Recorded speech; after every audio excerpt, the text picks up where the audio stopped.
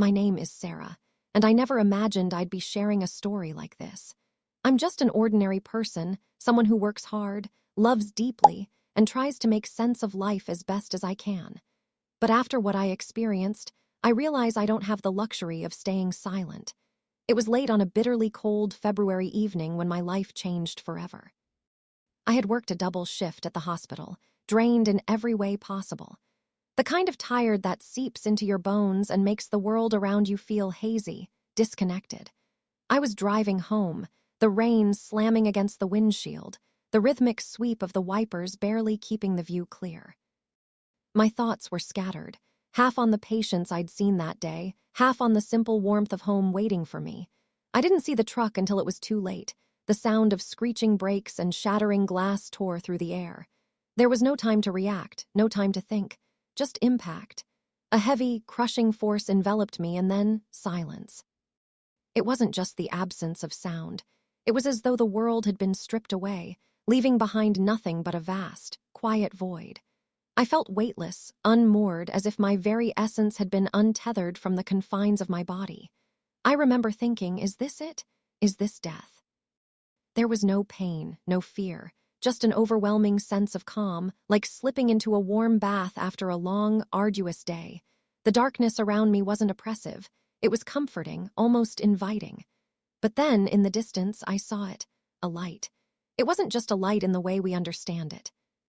It pulsed and shimmered, alive with a warmth that seemed to reach out and envelop me, drawing me closer. I felt myself moving toward it, not by walking or running, but as though my very being was being gently carried forward. The closer I got, the more I felt an indescribable peace.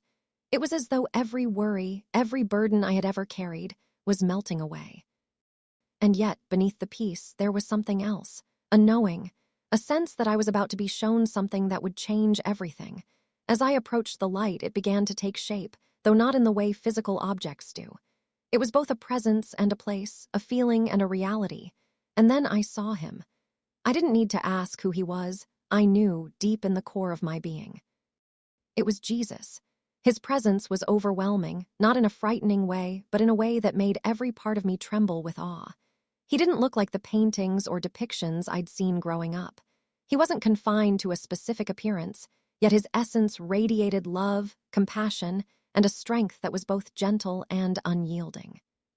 "Sarah," he said, his voice both soft and thunderous, resonating not just in my ears but in my very soul. "You are here because you need to see." I didn't understand what he meant, but I didn't need to. I trusted him completely, a trust that felt as natural as breathing. He extended his hand, and without hesitation, I reached out and took it. The moment our hands touched, the light around us shifted, folding and unfolding like the petals of a flower. Images began to form, not just in front of me but all around me, as if I were standing inside a living, breathing vision. The first thing I saw was a crowd of people, their faces lit by the glow of their phones and screens. They were connected, and yet they weren't. There was a hollowness in their eyes, a deep loneliness that no amount of scrolling could fill. The scene shifted, and I saw lines, long, winding lines of people waiting for something, though I couldn't see what. Their expressions were a mix of desperation and resignation, as if they knew whatever they were waiting for might not come, but they had no other choice. The air felt heavy, laden with a sense of unease that I couldn't shake. Jesus didn't explain the images, but somehow I understood. This was February 2025. This was what was coming. My heart clenched as the vision shifted again. I saw a great divide, not a physical one, but a rift between people. Families torn apart, friendships shattered, communities fractured. The cause wasn't clear, but the pain was. It was written on every face, in every strained word and tearful glance. The divide wasn't just ideological, it was spiritual, a chasm that seemed impossible to bridge. I turned to Jesus, my heart aching with the weight of what I was seeing. "Why are you showing me this?" I asked, my voice trembling. He looked at me with eyes that seemed to hold the entire universe, filled with sorrow and love in equal measure. "Because they need to know," he said simply. "And you must tell them." His words hit me like a wave, not because of their weight, but because of the truth they carried. I wanted to ask more, to understand the full meaning of what I was seeing, but before I could, the vision shifted again. This time, I saw fire. Not the kind that burns buildings or forests, but a fire that seemed to consume the very essence of people's lives. It burned away connections, trust, and hope, leaving behind ashes of regret and bitterness. Yet, even in the midst of the fire, there were small pockets of light, people who stood firm, their faith unshaken. They were few, but their light was powerful, piercing through the darkness like beacons. I couldn't look away from the scene before me. The fire raged on, consuming everything in its path, but the lights, those small, steadfast lights, seemed to push back against the destruction. They didn't extinguish the flames, but they held their ground, refusing to be overtaken. I wanted to understand who these people were, what made them so unshakable in the face of such devastation. But before I could ask, the vision shifted again, and I felt as though I were being pulled deeper into something far greater than myself. This time, I found myself standing in a vast, open field under a sky that seemed unnaturally dark. The air was thick, heavy with a silence that felt oppressive. Above me, the stars began to blink out one by one, as if a curtain was being drawn across the heavens. The darkness wasn't just an absence of light, it carried a weight, a palpable sense of dread that settled into my chest. I turned to Jesus, hoping for some explanation, but his gaze was fixed on the horizon. I followed his eyes and saw something I'll never forget. Emerging from the darkness was a figure, but it wasn't a person. It was a shadow, shifting and formless, yet undeniably powerful. Its presence alone seemed to sap the strength from the air, leaving me breathless. Around the shadow, people gathered, drawn to it as if under a spell. They reached out toward it, their faces filled with a desperate, almost fanatical longing. I wanted to scream, to warn them, but my voice felt trapped in my throat. The shadow began to speak, though its words were indistinct, like whispers carried on the wind. Whatever it was saying, it had an undeniable pull. The people who heard it fell to their knees, not in reverence but in submission. "What is this?" I asked, my voice finally breaking free. Jesus turned to me, his expression somber. "Deception," he said, his tone heavy with sorrow. "It will come disguised as truth, and many will follow. Even those who think they are strong will falter if they are not rooted in faith." His words struck me like a blow. The shadow wasn't just a figure, it was a force, a representation of something far more insidious. And the people, they weren't just strangers. They were us. Friends, family, neighbors, people I knew, people I loved. The vision shifted again, and I found myself in a city that looked both familiar and alien. The streets were eerily quiet, the buildings towering above me like silent sentinels. Everywhere I looked, there were screens. Massive, glowing screens that seemed to watch rather than be watched. On the screens were faces, authoritative and calm, delivering messages I couldn't quite hear. The people in the city moved like clockwork, their movements synchronized and devoid of individuality. It was as if the life had been drained from them, leaving behind empty shells going through the motions. I turned to Jesus, my heart pounding with unease. "What happened to them?" I asked.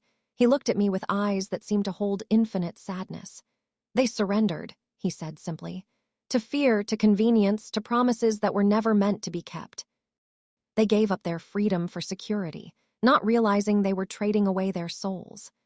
The weight of his words settled heavily on me. I wanted to look away, to escape the oppressive feeling of the vision, but I couldn't. I had to see to understand. The city began to fade, and in its place, I saw a great storm. Clouds roiled across the sky, black and menacing, as lightning split the darkness with blinding intensity. The ground beneath me shook, and I realized I was standing on the edge of a cliff, staring into an abyss that seemed to stretch on forever. The storm wasn't just weather, it was a force, chaotic and unrelenting, tearing apart everything in its path. And yet, in the midst of the chaos, I saw something extraordinary. Far below, in the depths of the abyss, was a single seedling. Small and fragile, it stood defiantly against the storm, its leaves trembling but unbroken. It glowed faintly, its light soft but steady, a stark contrast to the violence surrounding it. I felt a sudden surge of hope, a reminder that even in the darkest moments, life and light could endure. I turned to Jesus, tears streaming down my face. "What does it mean?" I asked, my voice barely a whisper. He placed a hand on my shoulder, his touch both grounding and uplifting. "It means there is always hope," he said. Even in the face of destruction, faith and love can endure. But it must be nurtured, protected, and shared. The storm began to fade, and I found myself back in the comforting glow of the light. My heart was heavy with everything I had seen, but there was also a flicker of determination growing within me. I understood now why I had been shown these things. It wasn't just a warning. It was a call to action, a reminder that I had a role to play, however small. Jesus looked at me, his expression both gentle and firm. "You must tell them," he said. "You must help them see." Before I could respond, I felt a pull, a force drawing me away from the light. Panic surged within me. I didn't want to leave, not yet. There was so much I still needed to ask, so much I didn't understand. But the pull was insistent, and the light began to fade, replaced by a blinding whiteness that engulfed everything. I felt a sudden, jarring weight as I was thrust back into my body, the sounds and sensations of the physical world crashing over me like a tidal wave. The beeping of monitors, the murmur of voices, the sterile smell of a hospital room, it all hit me at once. I opened my eyes to see my family's worried faces hovering above me, their relief palpable as they realized I was awake. The room felt both familiar and alien, the fluorescent lights harsh compared to the warmth of the light I had just left behind. My body ached, as if it had been weighed down by gravity in a way it never had before. Tears streamed down my face as the emotions of everything I had seen began to overwhelm me. My family's voices were muffled, distant, like they were speaking underwater. I wanted to respond, to tell them I was okay, but the words wouldn't come. My mind was still caught in the visions, the fire, the shadow, the storm. They felt more real than the sterile room I now found myself in. A nurse leaned over me, her voice calm but firm. "You've been in an accident," she said. "You're lucky to be alive." I didn't feel lucky. I felt changed. As the nurse explained the extent of my injuries and how long I had been unconscious, my thoughts drifted back to Jesus' words. "You must tell them." But how could I? How could I begin to put into words what I had seen, let alone convince anyone to believe me? Even as the nurse and my family spoke to me, I felt the weight of the responsibility pressing down on me, as if the visions themselves were etched into my soul. In the days that followed, I was consumed by what I had experienced. Every detail played over and over in my mind, vivid and unrelenting. I couldn't escape the faces of the people lost in the fire, their despair etched into their expressions. I couldn't forget the shadow, its voice like a siren's call, drawing people into submission. And I couldn't shake the image of the glowing seedling, fragile yet unyielding, standing against the storm. Each vision felt like a piece of a puzzle, but I didn't know how to fit them together. My family noticed the change in me almost immediately. "You've been quiet," my wife said one evening, her hand resting gently on mine. "It's like you're here, but you're not." I wanted to tell her everything, to pour out the visions and the message I had been given, but the words caught in my throat. How could I explain something so otherworldly without sounding insane? Instead, I just shook my head and said, "I'm fine." But I wasn't fine, I was haunted. It wasn't just the memories of the visions that weighed on me, it was the urgency. February 2025. That date burned in my mind like a brand, and I didn't even know why. Jesus hadn't explained what would happen, only that it would be significant. Every time I tried to push it from my thoughts, it returned with even greater intensity. It was like a clock ticking down, and I didn't know how much time was left. I began to question myself, wondering if I had misunderstood, if the visions were just the product of a dying brain grasping for meaning. But deep down, I knew they were real. I had felt it in my very soul. The more I tried to ignore the visions, the more they seemed to invade my waking life. I saw signs everywhere, in news headlines, in conversations with strangers, even in the silence of my own thoughts. It was as if the world itself was trying to confirm what I had seen. One night, as I lay awake staring at the ceiling, I finally broke. The weight of it all became too much to bear, and I whispered a prayer into the darkness. "God, if this is real, show me what to do. I'm just one person. How can I possibly make a difference?" The answer didn't come immediately. For a moment, there was only silence, the kind that felt almost suffocating. But then, a sense of peace washed over me like a warm embrace. It wasn't a voice or a vision, but a feeling, a quiet assurance that I wasn't alone. I didn't have to carry this burden by myself. All I had to do was take the first step, and the rest would follow. The next morning, I woke with a clarity I hadn't felt since the accident. The urgency was still there, but it was no longer paralyzing. Instead, it felt like a call to action. I knew I couldn't stay silent any longer. I had to share what I had seen, no matter how difficult it might be. It wasn't about convincing people or making them believe me. It was about planting a seed, just like the one I had seen in the storm. Even if only one person listened, it would be enough. I sat down at the kitchen table, a notebook and pen in front of me. My hands trembled as I began to write, the words pouring out of me faster than I could process them. I described the fire, the shadow, the city, and the storm. I wrote about Jesus, his presence, and the urgency in his voice. As I wrote, the memories became sharper, the details more vivid. It was as if the act of putting pen to paper was solidifying the visions, making them even more real. When I finished, I sat back and stared at the pages. They were filled with warnings, but also with hope. It wasn't just a message of what was to come, it was a call to prepare, to stand firm in faith and love no matter what happened. I didn't know what to do with the words I had written, but I knew they couldn't stay hidden. I had been given this vision for a reason, and it was time to let it go out into the world. My hands still shook as I picked up the notebook, but my heart was steady. I didn't know what February 2025 would bring, but I knew I couldn't face it alone. None of us could, and that was the point. We weren't meant to. Days turned into weeks, and life seemed to settle back into its familiar rhythms, at least on the surface. I went back to work, helped with the kids' homework, and joined my family at church on Sundays. But beneath the routine, a fire burned inside me, a relentless sense of purpose and urgency that refused to fade. The visions had changed me in ways I couldn't explain, and even though I was surrounded by the comforts of normal life, I felt like a stranger in my own skin. The notebook I had filled with my testimony sat on my bedside table, a constant reminder of the burden I carried. I started small. At first, I shared my story with a few close friends, choosing my words carefully and gauging their reactions. Some listened with wide eyes, their curiosity piqued but their belief hesitant. Others nodded politely, their expressions betraying a mixture of doubt and discomfort. "That's intense," one friend said after I finished. "But are you sure it wasn't just a dream? Or maybe the medication you were on after the accident?" Their skepticism stung, but I couldn't blame them. If the roles were reversed, I might have reacted the same way. Still, I pressed on, each conversation a step toward something bigger.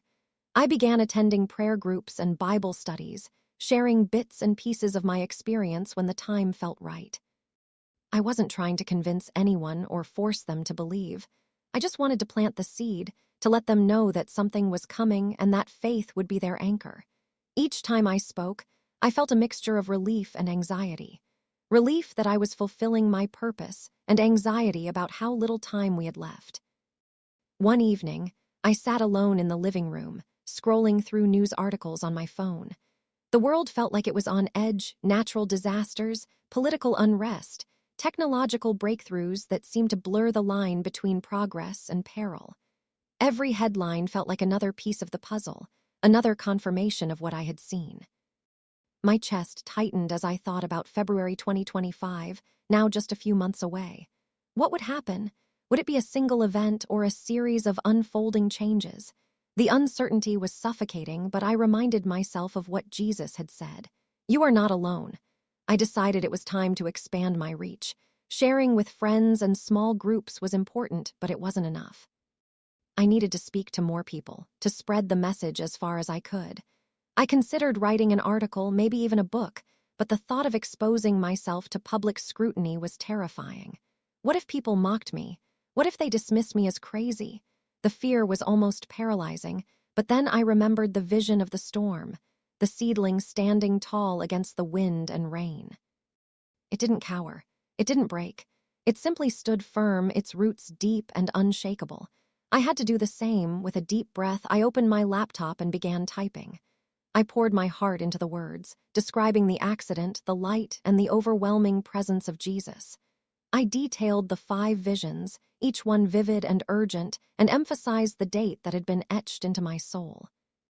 As I wrote, I felt a sense of peace wash over me, as if I was being guided by a force greater than myself. The fear and doubt that had held me back began to dissolve, replaced by a quiet confidence that I was doing what I was meant to do. When I finished, I stared at the screen, my heart pounding. The document felt like more than just words. It felt like a lifeline, a beacon of hope in a world that seemed to be losing its way. I shared it online, posting it to forums and communities where people discussed faith, spirituality, and near-death experiences. I didn't expect an immediate response, but within hours, messages began pouring in. Some were skeptical, dismissing my story as fiction or delusion. But others were different. They shared their own experiences, their own visions and warnings, and thanked me for having the courage to speak out. For the first time, I felt like I wasn't alone. As the weeks passed, the message began to spread. More and more people reached out, some with questions, others with stories that echoed my own. A pastor from a neighboring town invited me to speak at his church, and though the idea terrified me, I agreed. Standing in front of a crowd, sharing my story, was one of the hardest things I had ever done. My voice trembled and my hands shook, but as I spoke, I saw something shift in the faces of the people listening. There was a spark, a glimmer of recognition, of understanding. It was enough to keep me going. I still didn't know what February 2025 would bring, but I began to realize that the specifics didn't matter as much as the message itself. The visions weren't just warnings of what was to come. They were a call to action, a reminder that faith, love, and unity were the keys to weathering whatever lay ahead. The fire, the shadow, the storm, they were metaphors for the trials we all face, both as individuals and as a society. And the seedling. That was the hope, the light that could never be extinguished, no matter how dark the world became. As the calendar inched closer to February, I found myself both anxious and at peace. Anxious because the unknown still loomed ahead, and at peace because I knew I had done what I could. The rest wasn't up to me, it was up to all of us. Together, we could face whatever came, rooted in the love and faith that connected us all. The seedling wasn't just a vision, it was a promise. And I held onto that promise with everything I had. The days leading to February 2025 crept forward like a slow tide, every second carrying the weight of anticipation. I could feel it in the air, an almost tangible pressure, like the world itself was holding its breath. My family began to notice my unease, though I tried my best to mask it. "You've been different since the accident," my wife said one night as we lay in bed. Her voice was soft, but there was a flicker of concern in her eyes. Quieter, more distant. "I'm just trying to make sense of everything," I replied, my voice strained. It wasn't a lie, but it wasn't the full truth either. How could I explain the visions, the urgency, without sounding like I'd lost my mind? She deserved to know, of course, but I didn't want to burden her with the weight of what I'd seen. Not yet. I turned to prayer more often during those final weeks, seeking guidance and clarity. Every night, I sat alone in the dim glow of the living room lamp, the Bible open on my lap. Sometimes I read passages that seemed to speak directly to my heart, like echoes of the visions I'd been shown. Other times, I simply sat in silence, letting my thoughts unravel in the stillness.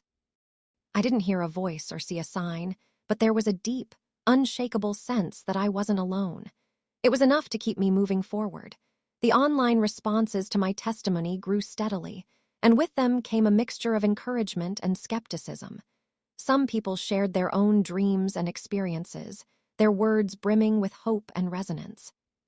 Others dismissed me as a fraud or a fanatic, their criticisms cutting deeper than I expected. But I reminded myself that belief wasn't something I could force.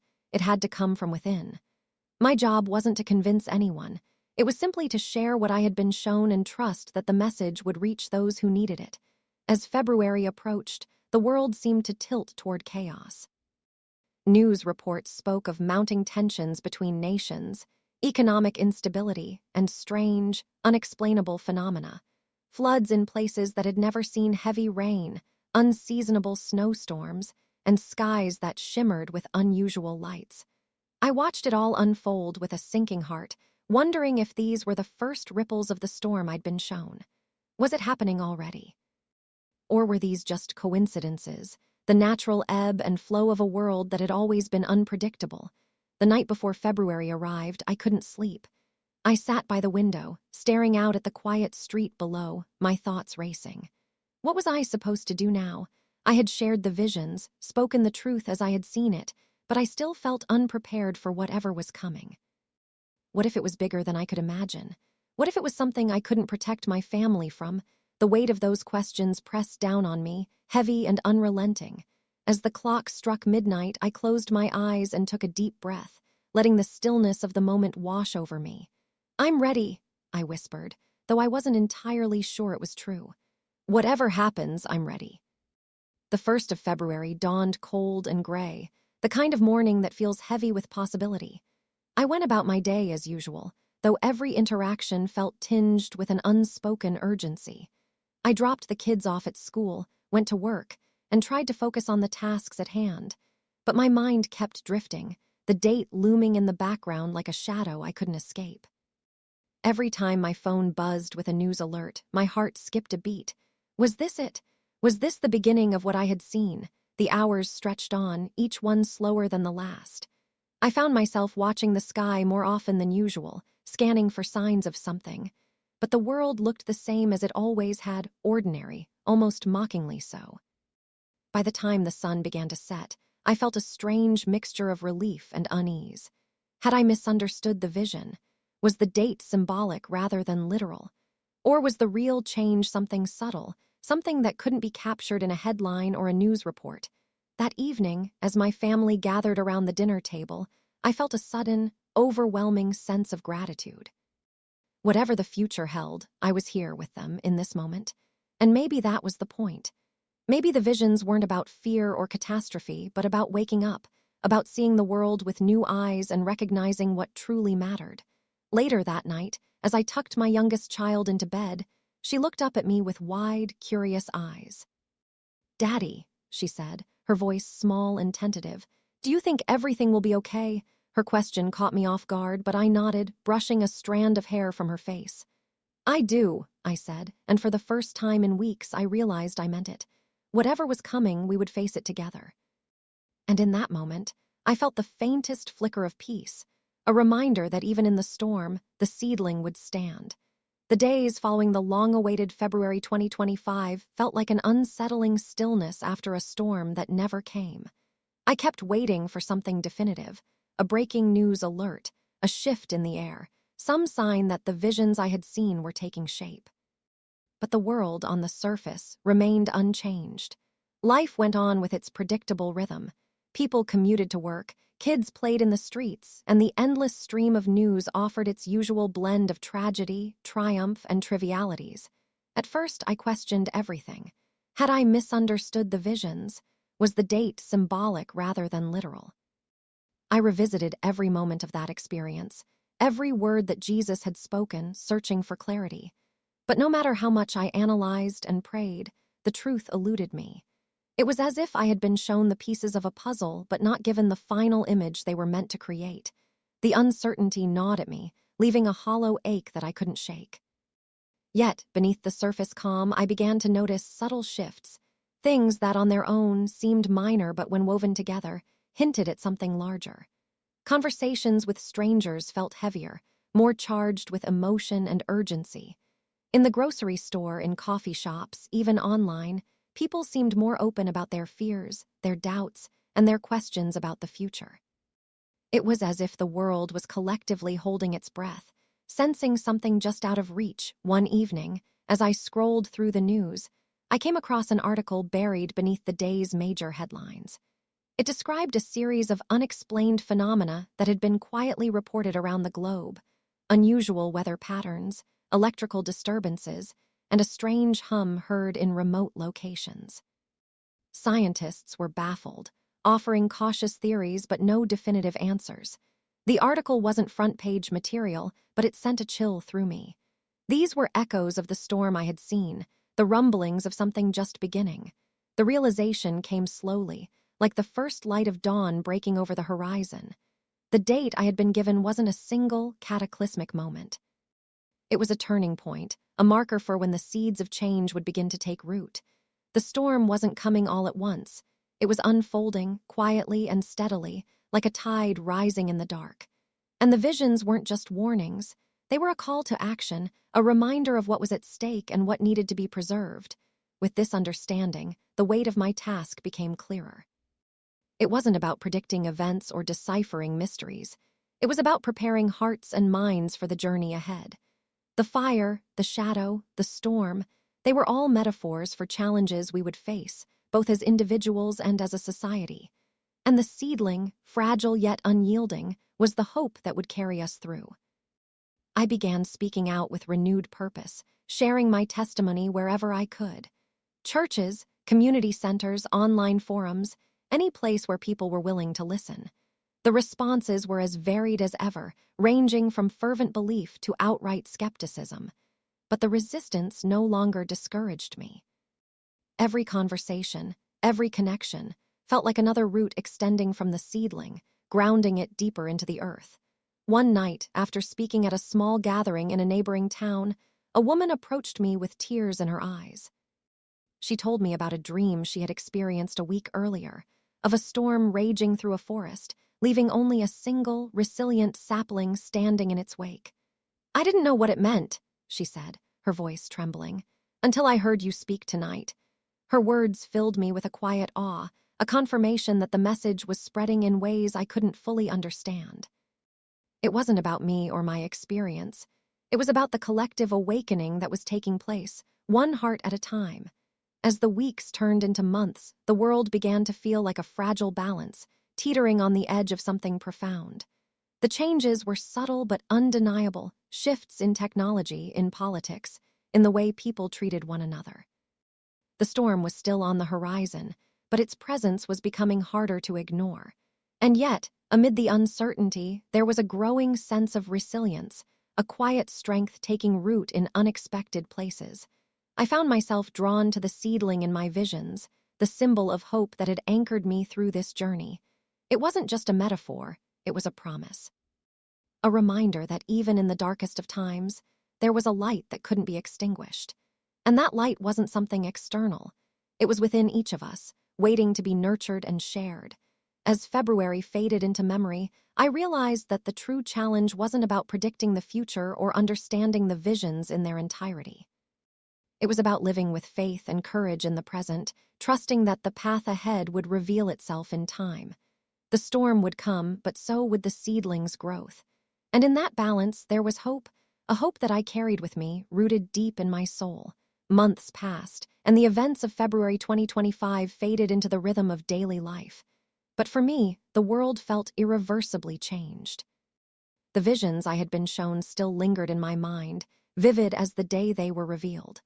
Every detail, the fire, the shadow, the storm, and the seedling, remained etched into my consciousness, urging me to stay vigilant.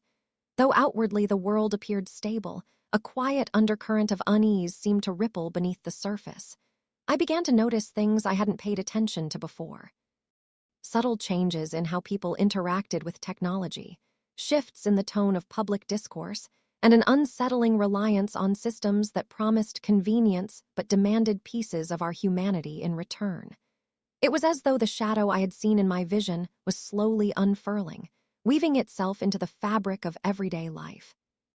One night, as I sat in the stillness of my living room, I found myself replaying a moment from my experience over and over. His voice, had spoken with such sorrow when he said, "The deception coming is greater than you can imagine." I realized then that the storm wasn't just external. It wasn't only about physical upheaval or dramatic events. It was about something deeper, something insidious, reaching into the hearts and minds of people everywhere. I thought of the seedling again, standing alone in the midst of devastation. It was fragile, yes, but it was also unyielding. And that, I realized, was the key. The seedling wasn't immune to the storm, it grew through it. Its strength came not from avoiding the chaos, but from enduring it, from holding fast to its roots even as the winds howled around it. The weight of this understanding brought a new clarity to my mission. Sharing the visions wasn't just about warning others of what was to come, it was about equipping them to stand firm when the storm arrived. It was about helping people reconnect with their faith, their values, and the truths that could anchor them in a world increasingly untethered. I began to speak more boldly, unafraid of how my message might be received. At first, it felt like shouting into the void. Some people listened, nodding with quiet understanding. Others dismissed me outright, their skepticism sharp and unyielding. But I kept going, knowing that even if my words reached only one person, it would be enough. The turning point came during a gathering at a small church in a neighboring town.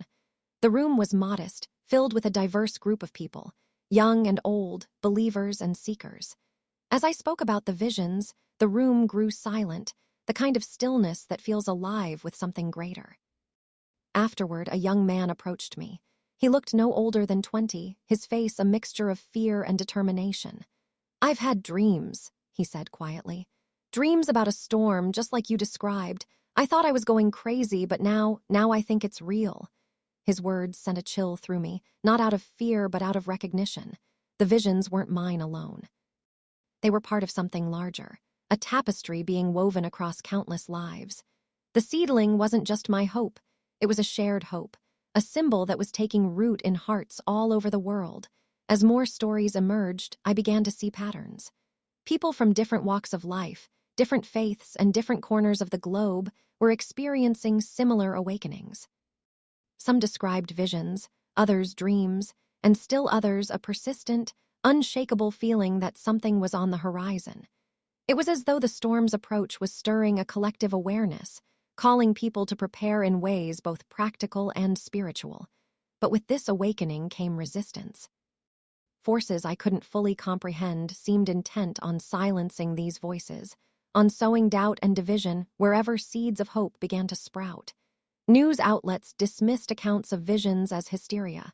Social media platforms censored discussions about these experiences, labeling them as misinformation.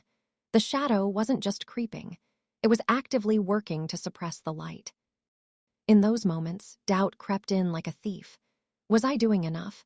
Could I possibly make a difference against something so vast, so deeply entrenched? But then I remembered the seedling. Its strength wasn't in its size or its speed of growth. It was in its roots, in the quiet, unyielding way it held its ground. One night, as I lay awake, staring at the ceiling, I felt a calm settle over me. It wasn't the absence of fear, but the presence of purpose. The storm wasn't something to be feared. It was something to be faced. And the seedling wasn't just a symbol of hope. It was a reminder of what we were called to be. The next day, I spoke to my wife. For the first time, I shared every detail of the visions, every fear, and every hope. She listened quietly, her expression unreadable until I finally finished. "I don't understand it all," she said, her voice steady. "But I believe you, and whatever comes, we'll face it together." Her words were like a lifeline, grounding me in the knowledge that I wasn't alone. Together, we began to prepare not with fear, but with faith. We strengthened our connections with our community, found ways to support those around us, and rooted ourselves more deeply in prayer and reflection. The storm was coming. Of that, I had no doubt. But so was something greater. And as the days turned to weeks, I found myself less focused on the shadows and more on the light that persisted despite them. The seedling was growing, one root at a time. And in its quiet, unyielding strength, there was hope. As the months continued to pass, I found myself in a constant state of reflection. The visions had not only changed my perception of the world, but had also reshaped my purpose within it. Everywhere I went, I noticed signs, small clues that seemed to affirm the message I had received. It was as though the world itself was subtly shifting, preparing for something unseen but inevitable. Yet, despite all the evidence around me, the question remained. How would the storm manifest, and how could we prepare for it? I began to hear more from others who had experienced similar dreams and visions. Each story was unique, but there was a common thread.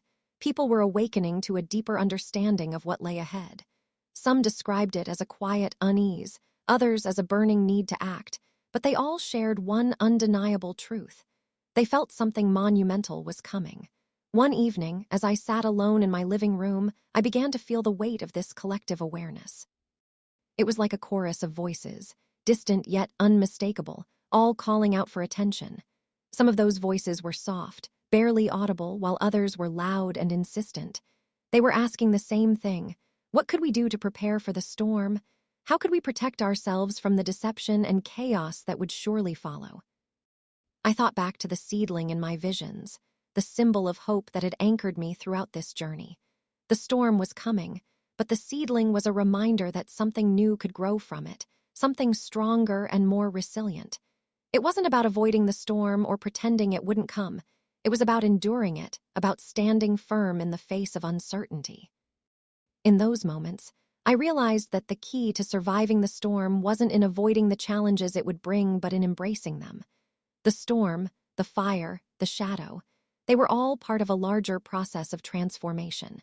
Just as the seedling grew through the storm, so too could we grow through the trials that lay ahead. It wasn't easy to accept this, especially when the world around me seemed to be descending into chaos. I began to see the effects of the deception I had been warned about: more division, more conflict, more fear. People were growing increasingly polarized, unable to see eye to eye on even the most basic issues. It was as though the world was being torn apart by invisible forces, forces that sought to divide and conquer. But I held onto the image of the seedling. I couldn't control the storm, but I could control my response to it. I could choose to stand firm, to hold onto my faith, and to encourage others to do the same. The deception wouldn't be easy to fight, but we had something stronger on our side: truth, love, and a deep, unshakable belief in the goodness of humanity. As I shared my story with more and more people, I began to notice something incredible happening. The seedling, once a symbol of hope for only a few, was beginning to take root in the hearts of many. I spoke at churches, community gatherings, and even in online spaces, and each time there were people who listened, who felt the call, and who were ready to take action. The seedling was growing, one heart at a time, and it was becoming clear that the storm, though it would come, would not destroy us. Instead, it would refine us. It would force us to confront the deepest parts of ourselves, the parts that were too afraid to face the truth, the parts that clung to comfort rather than growth. And in that refining process, we would emerge stronger, more unified, and more determined to protect the light that burned within us. One night, as I was reflecting on all that had transpired, I was struck by a thought: the storm might be necessary. Without the storm, the seedling would never have grown. Without the fire, the strength of the roots would never have been tested. The deception, the chaos, and the trials were all part of the process of transformation. They weren't things to fear. They were things to endure and, ultimately, to transcend. And in that realization, I found peace. I no longer felt the weight of uncertainty. The path ahead was clear. We had to face the storm together, with faith in our hearts and the light of truth as our guide. The seedling would grow, and so would we. Together, we would weather the storm, stronger and more united than ever before. But as I sat in that moment of peace, I couldn't help but wonder: what would it take for the world to truly understand this message? How many more lives would have to be touched by these visions, these warnings, before the collective awakening reached a critical mass? The storm was still coming, but the light was still shining. And that was the one truth I knew for certain. No matter what happened, we would emerge from this transformation stronger, more connected, and more aware of the deeper truths that bound us all together. The storm would come, but the seedling would grow. And in that, there was hope. It was on a quiet evening, months after my experience, that I began to truly understand the message I had been given. The visions, the warnings, the glimpses of what was to come, they were never meant to instill fear, but to awaken something deeper within us. Something that transcended the storm, the chaos, and the uncertainty. The seedling had been a symbol of hope, yes, but it was also a reminder of our resilience. What I had seen wasn't a blueprint for despair. It was a call to action. I thought often about the darkness I had seen, the shadow that spread over the world, suffocating the light. It wasn't just a vague sense of evil or malevolence. It was something more insidious, more subtle. It was the gradual erosion of truth, the quiet manipulation of minds, and the slow dismantling of the values that had once bound society together. The storm was coming, yes, but its true form wasn't something that could be easily defined. It was more than just a physical event or an external catastrophe. It was a mental, spiritual, and emotional unraveling. It was during a conversation with an old friend that the magnitude of it hit me.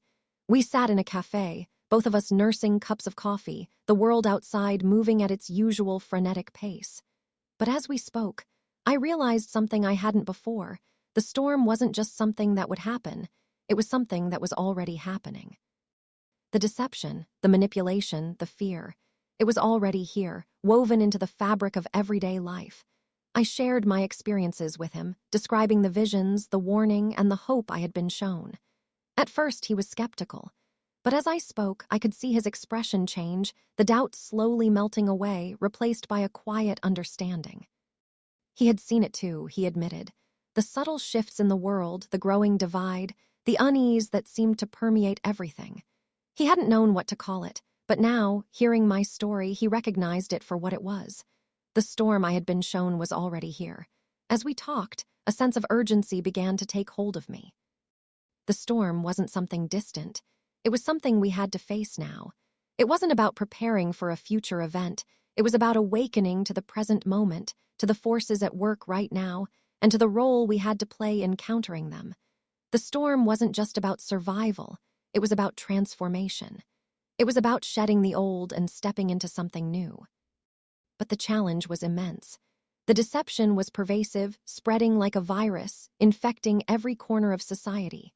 People were numb to the truth, distracted by the noise and chaos of the world around them. The more I thought about it, the more I realized. This wasn't just a battle for the future. It was a battle for the present, for the hearts and minds of those around us. I thought about the seedling again. It had been fragile, yes, but it had endured. It had grown through the fire, through the storm. And it was that resilience, that quiet determination that I needed to cultivate in myself. I couldn't fight the storm with anger or force. I had to fight it with truth, with love, and with unwavering faith in the goodness of humanity. As I began to share my message more openly, I noticed a shift in the people I spoke to. The fear, the doubt, the resistance. It was still there, but it was lessened. People were listening, not because they wanted answers, but because they were beginning to recognize the truth of what I had seen. They were beginning to understand that the storm wasn't just something that would happen to them. It was something they were part of, something they had the power to change. I realized then that the true power of the seedling wasn't in its ability to survive the storm. It was in its ability to grow through it. The storm would come, and it would shake the world to its core. But those who stood firm, who held onto their faith and their values, would emerge from it stronger than before. The deception would be exposed, and the truth would shine through, no matter how dark the world became. And in that moment, I knew what I had to do. I had to continue speaking, continue sharing, continue planting seeds of hope wherever I went. It wasn't about knowing exactly what would happen or when. It was about trusting that the light would shine through, even in the darkest of times. The storm would come, yes, but the seedling would grow. And in that growth, there would be hope for all of us. As I walked away from that conversation with my friend, a sense of peace settled over me. It wasn't the peace of certainty or knowledge. It was the peace of understanding. The storm was here, and it would shake us to our core. But the seedling, the resilience, the light, the hope, would continue to grow. And in that growth, we would find the strength to face whatever came next. The days turned into weeks, and the weeks into months. As I moved through my daily life, it became increasingly clear that the storm I had seen wasn't something I could easily forget.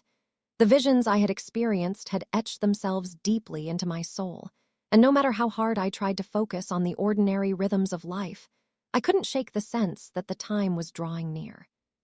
People were still distracted, still lost in the noise of their everyday lives. But more and more, I began to see glimmers of something deeper, something hidden beneath the surface, a quiet awakening that was spreading slowly but surely. It wasn't until a conversation with my mother that the full scope of it hit me. We were sitting at her kitchen table, drinking tea and reminiscing about the past, when she suddenly asked me about my experience. "You've been quieter lately," she said, her eyes studying me with a tenderness that only a mother could offer. "What's been going on inside you?"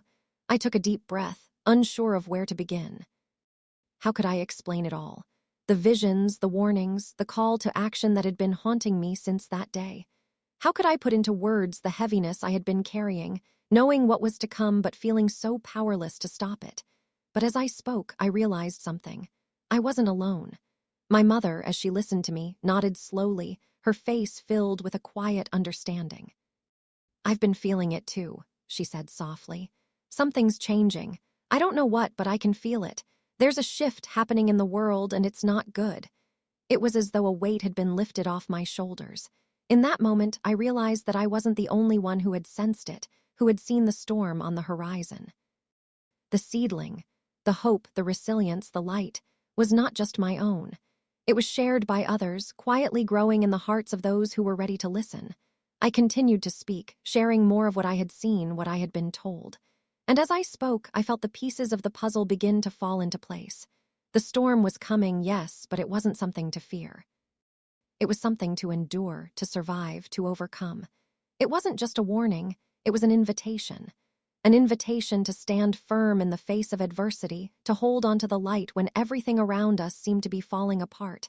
My mother's voice broke through my thoughts. "The world is changing and we can't stop it, but we can choose how we respond." And that, in the end, was the key. The storm would come, but it wasn't just a storm of destruction. It was a storm of transformation. It would force us to confront our deepest fears, to question everything we thought we knew, and to find strength in places we never imagined. It would test our faith, our resilience, and our ability to hold onto the truth. But through it all, the seedling would grow. It would grow in us, in our hearts, in the choices we made. And that growth, though it might be painful, though it might be difficult, would be the key to our survival. I knew then that I had a choice to make. I could continue to live in fear, waiting for the storm to crash down on me, or I could embrace the uncertainty, the unknown, and trust that the seedling would see me through. I could continue to speak, to share, to plant seeds of hope wherever I went. And so I made my decision. I would live with purpose. I would live with faith. I would live with the knowledge that the storm was coming, but so too was the light. The storm would not destroy us. The storm would refine us, shape us, and make us stronger. As I sat with my mother, sharing our thoughts and our hopes, I felt a sense of peace settle over me. The storm was still coming, but I was no longer afraid. I had seen the future, and though it was uncertain, I knew one thing for sure. The seedling would grow, and with it, so would we. The storm was coming, but we were ready.